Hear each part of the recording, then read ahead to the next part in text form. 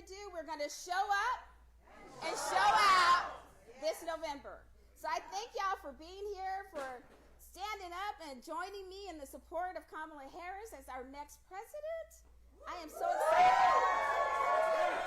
And this isn't in the script, but I'm going to add it. I just got off the phone with my mama, and she reminded me of something. She said, I want you to remember, we're living through history. And baby girl, you're part of history. She said, your grandmother, her last vote for president was for President Obama. And she said, I need to live until he's inaugurated. She died 2 weeks after that. My oldest daughter's first vote was for Obama. My youngest daughter's first vote was for me.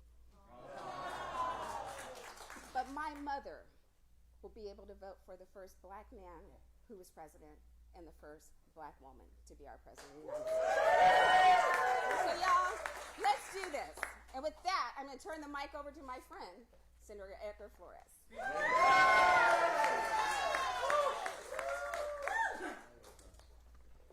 Let's give her another round of applause.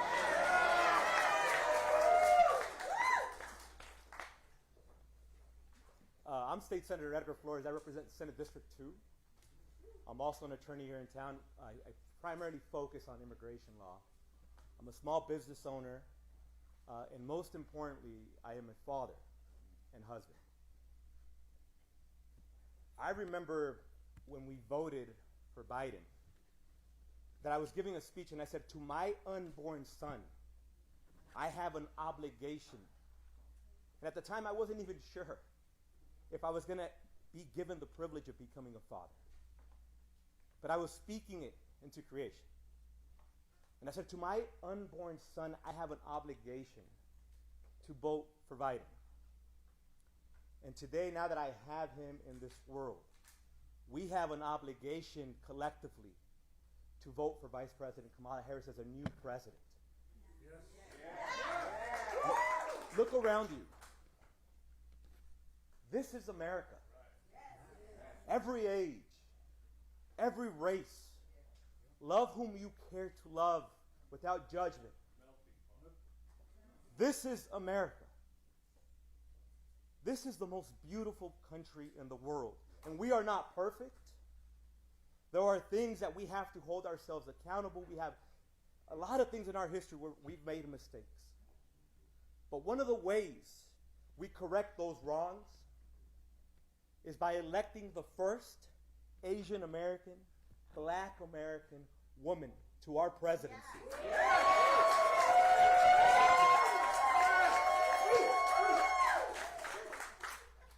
When I asked my parents at a very young age, I was writing a paper, and I asked them, why did you come to the U.S.?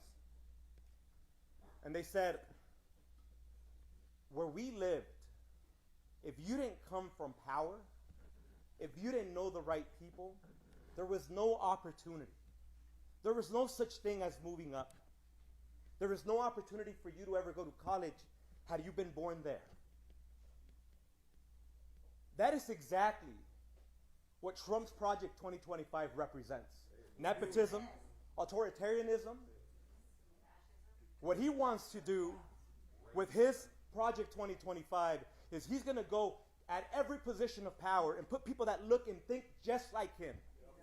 No questioning him. No holding accountability. No transparency. The very thing my parents escaped. The very thing my clients every single day who come here and talk about all the suffering that they've seen in other parts of the world. The very thing that they've left, Trump is trying to turn this country into. We have a responsibility to stop him. We have an obligation to win. When we look at Kamala, in contrast to Trump, she has the DNA. She has the resume. She has the presence. She has everything collectively we deserve.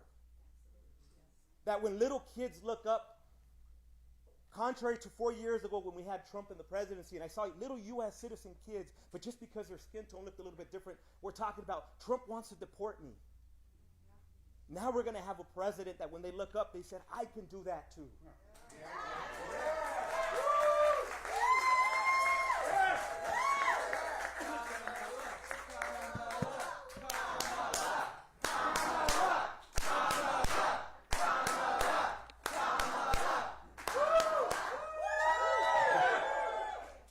it all again because I dropped the mic and we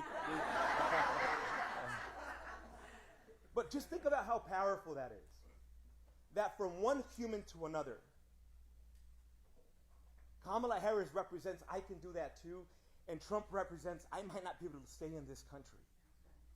That is the seed. That is the poison he has put in the minds of young Americans. This is why we're going to see a historic and record turnout with our young folk. This is why we're going to see a historic and record turnout with people of color. This is why we're going to see a historic and record turnout with women when they select the first female president of the United States of America.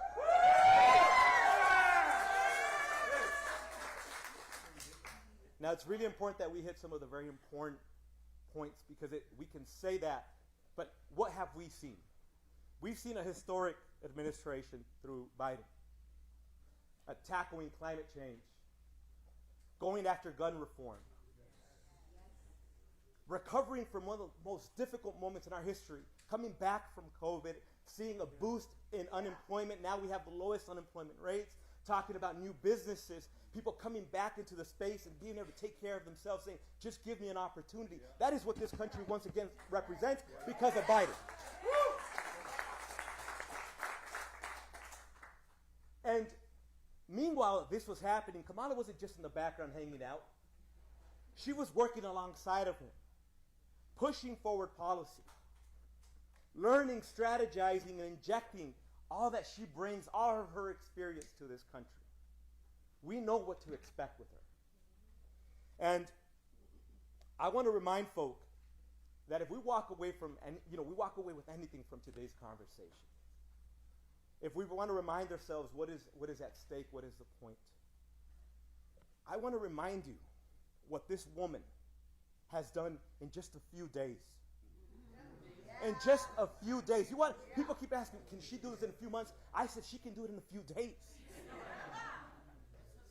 You see all of a sudden people energized.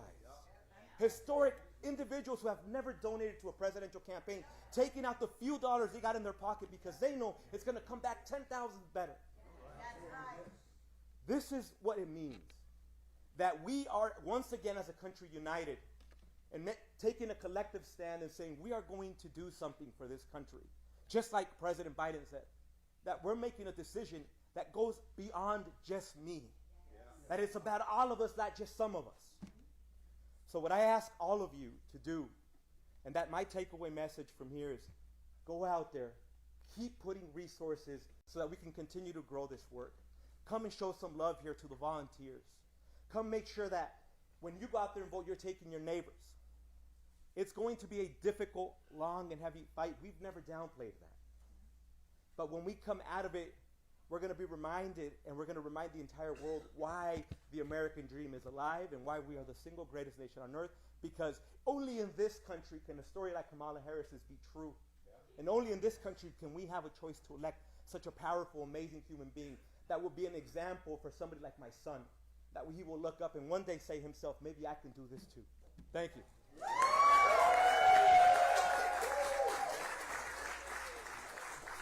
I'm going to say all that in Spanish now. No, I'm kidding. Just, I do want to say for the Spanish media, I'm going to stay back, and I'd love to do anything in Spanish as necessary for our Spanish media. And I want to introduce an amazing young student that represents the very essence of why this campaign is so important, our young folk, and how we're going to have them energized, and they're going to come out and make sure Kamala Harris is our next president. Isaac.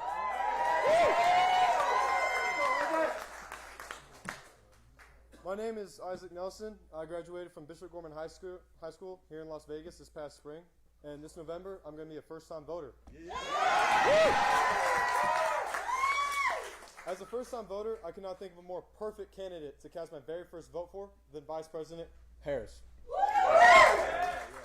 Kamala Harris not only has my vote, but she has the votes of young people across the country because she's fought for young people and for all Nevadans. As Attorney General, Kamala Harris took on one of our country's largest for-profit colleges and put it out of business. Donald Trump ran a for-profit college, Trump University, that was forced to pay $25 million to students it scammed. She prosecuted polluters and worked hand-in-hand with Joe Biden to pass historic investments in our infrastructure. Donald Trump doesn't believe climate change is real. and told big oil lobbyists he would do their bidding for a $1 billion campaign contribution. The difference couldn't be more clear. Even as a teenager, I remember what this country was like under Trump. I don't want to go back. So,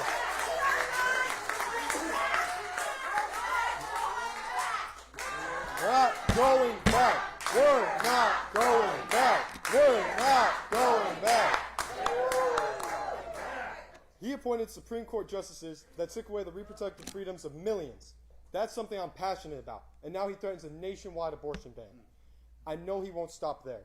Trump and his extreme and dangerous Project 2025 agenda would roll back Americans' rights and freedoms, hurt the middle class, and threaten our democracy. Meanwhile, I know Vice President Harris is fighting for a future that strengthens our democracy, protects reproductive freedoms, and ensures every person has the opportunity to not just get by, but to get ahead. She knows how to run a country and deliver for the American people, serving one of the most successful administrations in modern American history. Her record towers over Donald Trump's, who is a convicted felon and only works for himself. Make no mistake, young voters know this too, and we're excited to rally behind the candidate. Kamala! Kamala! Kamala! Woo! Kamala understands our priorities for this country and will usher in a new era of change in the White House. Growing up in Nevada, I have many friends on both sides of the aisle. Some are Republicans, some aren't politically engaged at all. We don't normally talk about politics, but this election is different. The stakes are too high. I will end this by telling you what I told all of them. This is the most important election of our lifetimes. If Trump gets elected, it's not only going to affect you and me, okay? It's going to affect thousands in Nevada, millions across the country, and the entire world. Are you really going to be okay with putting Trump, who will be a dictator one day, in office? No. That's why I am excited to vote for Kamala Harris this November and will continue to be an outspoken advocate for her candidacy among other young voters. Thank you. Attorney General, Mr. Ford.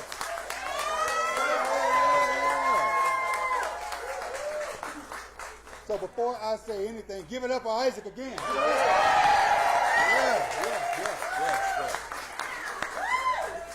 Give it up por mi amigo, mi hermano, el senador Edgar Flores as well. Give it up.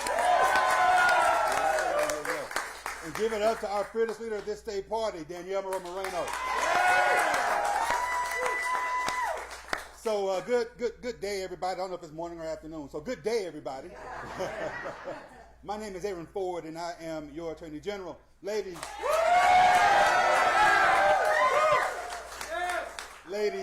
gentlemen, fellow Democrats, thank you for joining us today. I stand before you, however, not only as your Attorney General, but as a proud member and an unabashed member of the Democratic Party. It is a party that is dedicated to justice, to equality, and to the well-being of every person living in these United States of America. Today, let me draw a parallel, though. I want to draw a parallel between some powerful words, and if you know me, you know I love music. And I draw a lot of parallels between music. And there's this good song out there, you probably have heard it. It's called, by Kendrick Lamar, called, Not Like Us. They're not like us. So I'm going to draw some parallels between, the fundamental differences between the Democrats and the MAGA Republicans. More specifically, between Vice President Kamala Harris and former President Donald Trump. You see, Kendrick's lyrics speak to a reality that resonates deeply in our political landscape. When he says they're not like us, he speaks to the heart of some differences, of the fundamental difference between the two choices. In this context, the stark difference between Kamala's policies that truly serve the people and Mr. Trump's policies that only serve himself and his billionaire friends. They're not like us, y'all. Trump, J.D. Vance, the Republicans, they prioritize the wealthy and the powerful, leaving the working class to fend for themselves.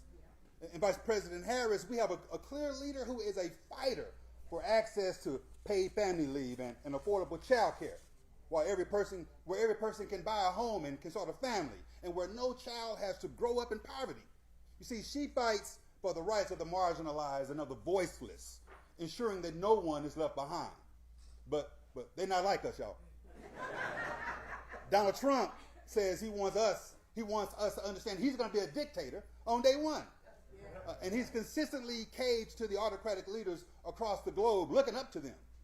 Vice President Harris has strengthened America's national security. She's traveled to more than 20 countries, and she's met with over 150 world leaders. But they're not like us, y'all. You see, Trump and the Republicans, they dismiss the importance of what's in this room. Diversity, equity, and inclusion. Kamala and the Democrats, we understand that our strength lies in our diversity. Kamala celebrates our differences, knowing that it's what makes us stronger. And Kamala fights against discrimination. And she works tirelessly to ensure that everyone, regardless of race, regardless of gender, regardless of who you love, what your background is, that everyone has the opportunities to succeed. But they're not like us, y'all. As a prosecutor, Kamala Harris specialized in cases involving sexual abuse. Donald Trump is a sexual abuser. been found liable and adjudicated as a rapist. They're not like us, y'all. Donald Trump was just found guilty of 34 counts of fraud. Kamala Harris has held big banks accountable for fraud. During the foreclosure crisis, she took on the big Wall Street banks, and she won $20 billion for California families. But y'all know what I'm about to say, right? They're not like us. Because Trump and the Republicans undermine voting rights, making it harder for citizens to exercise their fundamental democratic right. Kamala and the Democrats, we, on the other hand, are committed to protecting and expanding voting rights. Kamala believes in the sacred freedom of the right to vote and that every voice should be heard. Ladies and gentlemen, Kendrick Lamar's lyrics remind us of the stark contrasts between our two parties and what's at stake in this election. While Republicans protect the status quo, we Democrats strive for a brighter, more equitable future. We are driven by justice, by equality, and by opportunity for everybody. But they're not like us. We are the party of progress, compassion, and inclusivity. We stand together, united in a vision for a better America. Let's continue to fight for what's right, to lift each other up, and to ensure that our government truly serves the people. The only way we can do that, y'all, is to strongly support Kamala Harris and to work our tails off.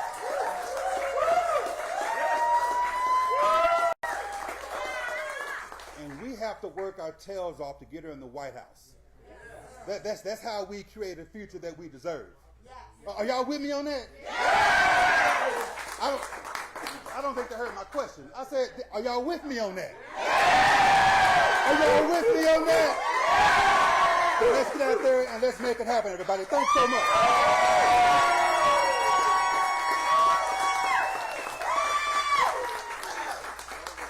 So again, I want to remind you all, Nevada, we make history, right? Yeah. We are the first state to have a women's majority legislature. And we are the only state to do that. We elected Barack Obama. Yeah. We sent Joe Biden to the White House and Kamala Harris. Yeah. And y'all, we're going to make history in November. Yeah. We will elect Kamala Harris, the first Black and Asian female to be the president of the United States of America.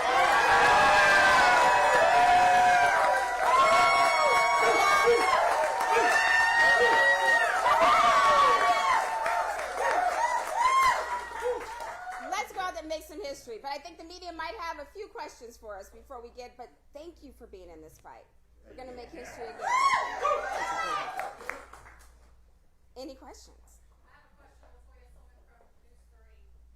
What now next? I mean, we see all of the folks, the calls from different communities now, all trying to galvanize. What are you guys trying to do now to make sure that the work is now being done to get out the vote? Oh my goodness, so the work here at NVDEM started over a year ago. We have a ground game here in Nevada that is second to none. We have over 12 offices, campaign offices statewide, not just in our large counties, but we are literally statewide in our rural communities. We are in our communities not just asking people for their vote, but we're building communities with our weekends of service. But what you're seeing is this new energized energy. You saw it the weekend where black women, Latino women, Asian women, black men raised millions of dollars because they believe in the America vision that Kamala has. And it's our job to just continue what we're doing, but we're going to be doing it even harder now with a bigger group, a diverse group of community leaders doing that work. So you'll see a lot of other community events going on as we move across, but we're starting at the top of the ticket, but we're going all the way down that ballot.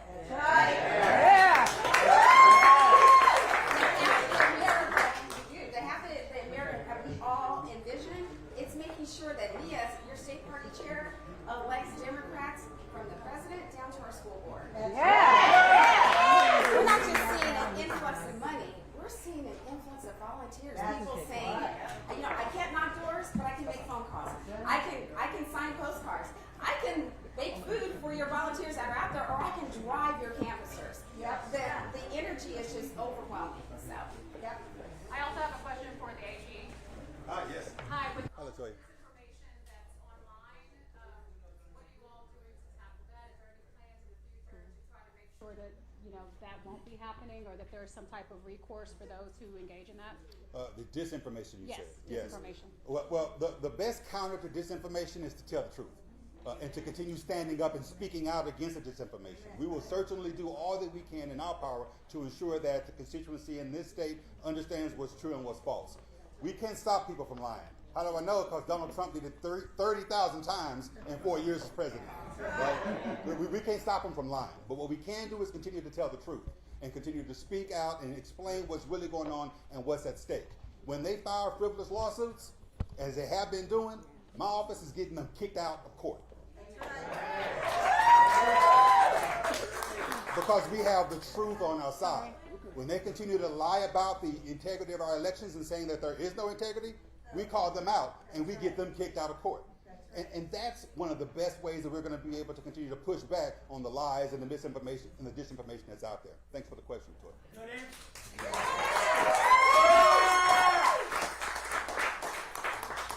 I have a question for Edgar. How many Latinos do we see the new voters coming in for this election? If you have the answer. So I'll say this. During the 4 years of Trump, the Latino community was specifically targeted and scapegoated. Right? Every flaw, every mistake, everything his administration couldn't accomplish was somehow a Latino's fault. And use terms like bad hombres, poisoning our country. These were the analogies, the terminology that was utilized to go after our community. And I share that because there's no more powerful, more meaningful way for us to counter that than when they see how many of us come out and vote for Kamala. There's no more meaningful, more powerful way when they see how many of us are volunteering, when they see how many of us are donating, when they see us growing businesses, that we are continuing to just continue to empower self and measure how much we're empowering self by how much the collective community is moving up. Right? This is the words of Cesar Chavez, is you always measure where you stand by where the community as a whole stands. It's something that Kamala and Biden were spearheading.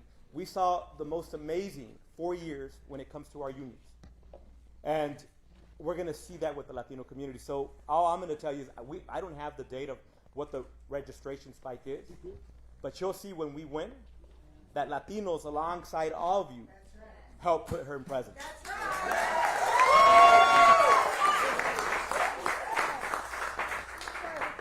To that end, I'm sure you all have seen how they're trying to separate communities.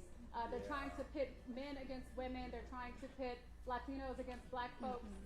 What do you say to that? Because there's a lot of information online, at least, and even in some of the speeches that are going, trying to speak to the Latino community, saying that she was the immigration czar and that she did nothing and so forth and so on.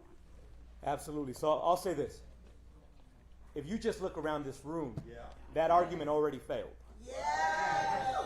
They haven't been able to separate us. But more importantly, we can be a country that values the rule of law and at the same exact time understand that we have a humane responsibility to approach it. And understanding that these are kids and moms and dads, these are our neighbors, that immigration law is fluid, that we understand that our Native communities need love, that our Asian community need love. But when I talk about this, and which is why I've been so intentional about saying us, is that is the collective message today. This is about us. There is no longer this one community that's going to step up and say, I am somehow the more important community or XYZ. This is about collectively all of us having the America we deserve. And the beautiful thing about it is Biden has already delivered. We have individuals, our dreamers particularly, with the new executive order that came out. The Biden-Kamala executive order specifically says, look, we know that you were brought here as kids. We understand that you went to our schools, that you've done everything to make yourself as ready as possible by going to colleges, trade schools, opening businesses, laying roots here, building families. Why are we consistently looking in other countries to bring visas from other individuals from other places to help us when we have individuals here that are ready to work? And that's the messaging that we're countering it with. But I don't see any divide in here. Well,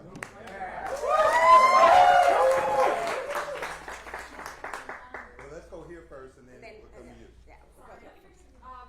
So I was just going to ask, President Biden obviously ended his re-election bid pretty late in the game, and we're less than 4 months away from the election. And Nevada is a very important state because we're a battleground state. So what is the strategy to get voters out to the polls this late in the game? You say it's late in the game. I say that his timing was perfect. Right? So in Nevada, like I said to LaToya's question, our work here started over a year ago. So he wasn't late in the game to Nevada. We know that all roads back to the White House lead through Nevada. All avenues back to securing a Democratic-led Senate and Congress leads through Nevada. We're not late. It was a bump in the road, and I cried when the president stepped down because I was with him last Monday when he got off that plane. And I talked to him and I said, I have your back and I am with you whatever decision that you make. I got you. But this state, we will follow lead with that decision. And on Sunday night, our delegates unanimously said, we love our president. But we're in this fight to win it. So it wasn't late in the game. I think his timing was perfect. And let me add a little bit to that. Let me add a little bit to that. You are correct. Look, I was with Biden literally up until the last moment of his campaign.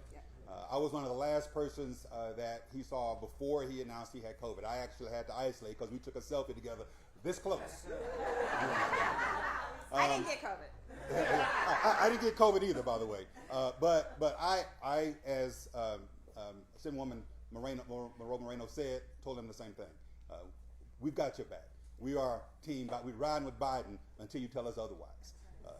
And to his credit, he decided was for the best. What was for the best for the country was to pass the torch. I've known Kamala for years. She was the very first national figure to endorse my campaign for Attorney General. She has given me advice over the course of the years that I've known her. She's a mentor to me. We spoke the day after she announced that she was going to be running for president. Here's what I know. She raised $81 million in 24 hours. She has galvanized both separately and collectively communities from all across the nation. How is that too late? What we have ahead of us is a sprint for another 100 and some odd days. And one thing I know about her, she ain't scared. And so we're going to continue to fight. We're going to continue to galvanize and work together, and we're going to win this thing.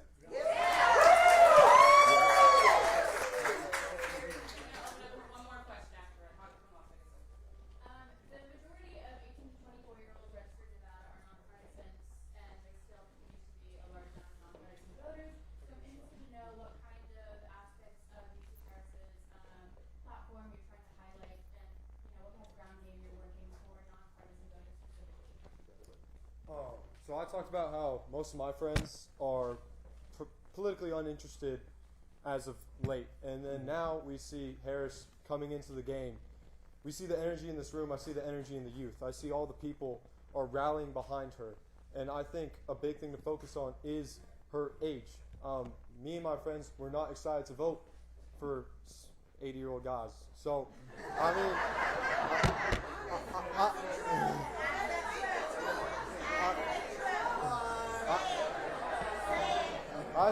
I see myself in Kamala. I see youth. I see energy. I see a future in Kamala, and I think that's a big heavy point that we're going to carry through with her campaign.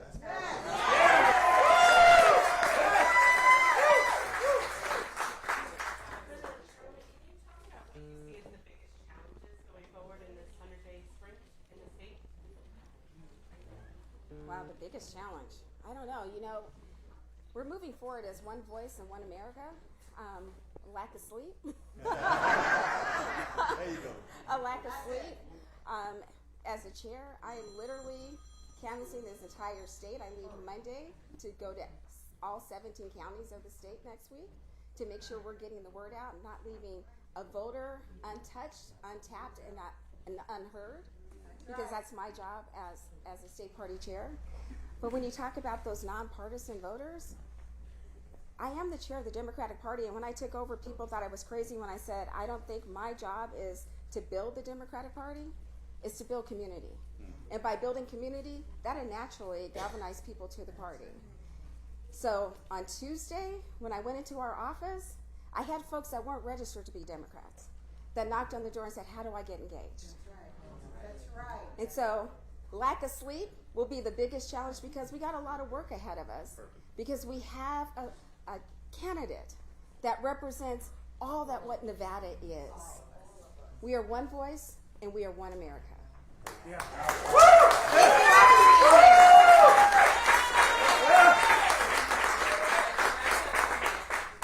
she's a green candidate.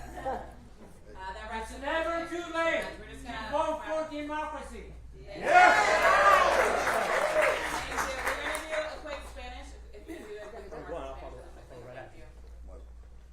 Gracias por estar aquí, todos de ustedes. Me llamo Aaron Paul, yo soy el fiscal general del estado de Nevada. Me da mucho gusto estar aquí apoyando Vice President Kamala Harris. Es muy importante que entiendan ustedes que tenemos mucho trabajo a hacer, pero estamos juntos y vamos a trabajar tan duro y vamos a ganar. Yo no voy a decir mucho más, pero tal vez yo pueda contestar algunas preguntas, pero déjame introducir a ustedes mi amigo, mi hermano, el senador Ego Flores.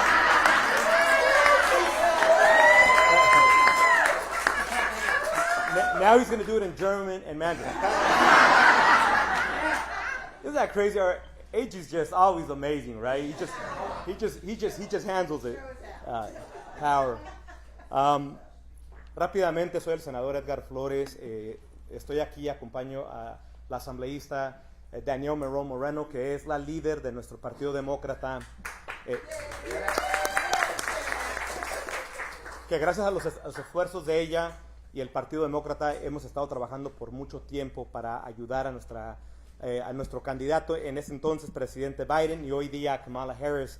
Es sumamente importante que reconozcan que tenemos a nuestros jóvenes aquí, hoy representados por Isaac, que es un adolescente que se acaba de recibir de la preparatoria. Hoy día estamos aquí para reconocer que tenemos una opción con esta presidencia. Mencionaba que el motivo principal por el cual mi mamá y mi papá se vino a este país fue porque en el país donde ellos nacieron no había oportunidad de crecer, no había oportunidad de abrir un negocio, no había oportunidad, si venías de la clase baja, de ir a la universidad. Es una historia que viven muchos inmigrantes en este país. Este país representa, y es el único país donde alguien, por ejemplo, como yo, que viene de papás que fueron indocumentados, que hoy día puedo ser abogado, que hoy día puedo tener negocio propio y ser el senador estatal de Nevada. Es el único país donde la historia como de Barack Obama puede ser cierta, la historia de Joe Biden puede ser cierta, pero aún más importante, que en pocos meses, en noviembre, va a ser la realidad que una mujer afroamericana y asiática va a ser la líder y presidenta de este país. Sí se puede. Sí se puede. Sí se puede. I love that. Nomás le queremos recordar a la comunidad que bajo la administración de Trump había jóvenes, niños, niñas que nacieron en este país y que pensaban que a lo mejor el día de mañana los iban a deportar porque el presidente Trump dijo eso. Y hoy día, ahora con nuestra futura presidenta en noviembre, Kamala Harris, va a haber niños y niñas que van a decir, gracias a ella, gracias a lo que hizo este partido, que se van a identificar y saber que en este país cualquier humano, cualquier persona que le eche ganas, que trabaje duro, que pelee por su comunidad, puede ser hasta el presidente o la presidenta de este país.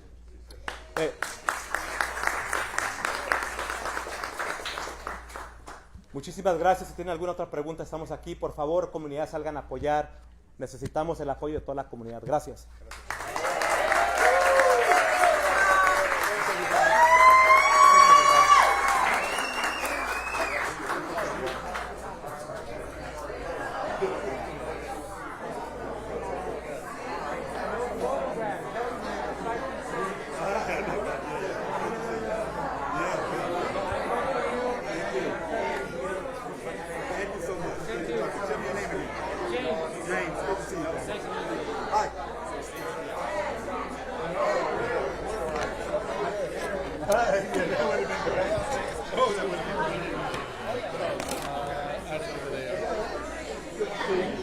I want to take them, but